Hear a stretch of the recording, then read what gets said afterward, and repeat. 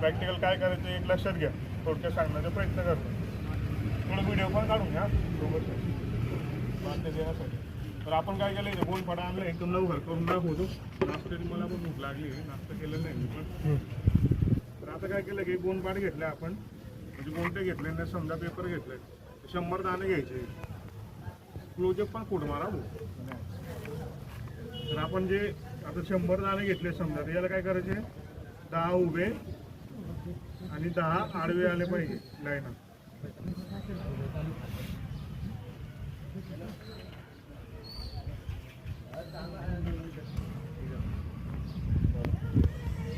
मारले क्लोजअप मारा ना,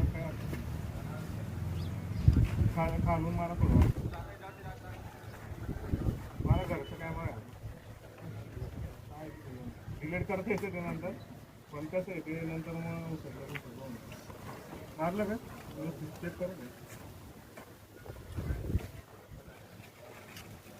आता मी काय केलं की 100 दाणे घेतला, आता सोयाबीनचे घेतले. आता पुढच्या सीझनमध्ये काय येणार आहे की तुमचं काहीतरी हरभरा येणार आहे. 100 दाणे घेतल्यानंतर मी मागच्या वेळेस पण गणित सांगितलं होतं तुम्हाला की 100 दाण्यांपैकी जर आता याला काय करायचं, याला वाढून घ्यायचं, 2 फिंगरी करायची जी असेल ते. आता बेसन झालं तो फोटो मारून घ्या, याला असं गोल करून घ्यायचं, याला पाणी मारायचं. बियाणे आणल्यानंतर ना 5-6 दिवस पाणी मारल्यानंतर काय होणार की याला कोण फुटणार आहे, किती दाणा नाही कोण फुटला आहे. तसं करायचं आपण, आणि प्रत्येकाने करणे गरजेचे आहे, लक्षात घ्या.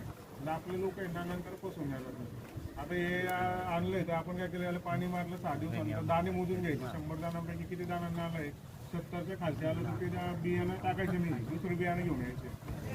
70च्या वरती आलं तर काय करायचं, 75 आलं 80 आलं तेव्हा काय करावं लागेल आपल्याला, एक जेवढे बियाणं टाकतोय की समजा सोयाबीनची 30 किलो टाकतोय तर आपल्याला काय करावं लागेल, वाढ करावं लागेल.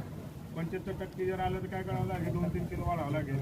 80 जर आलं 75 आलं तरी वाढावं लागेल आपल्याला. त्या पद्धतीने आपण बियाणं वाढ करून शेतात टाकायचे. आता हे बियाणं आणल्याच्या अगोदरची गोष्ट आहे, 6 दिवस अगोदर.